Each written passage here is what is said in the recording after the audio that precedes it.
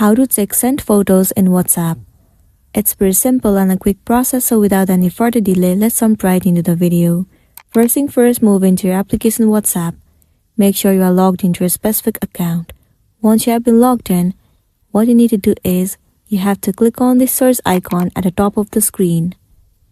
Once you have clicked on it, you can see tons of different options or the features. You can also see photos. Click on it. And there you go. You can see tons of different photos and videos that has been sent or you have sent to the person. And right beside photos, if you enter the name of the person, then you will be able to see all the photos and the videos that you have sent to that person or they have sent you.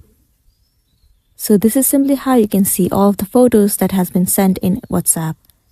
If this video really helped you, give it a like and check out our next tutorial. Thank you.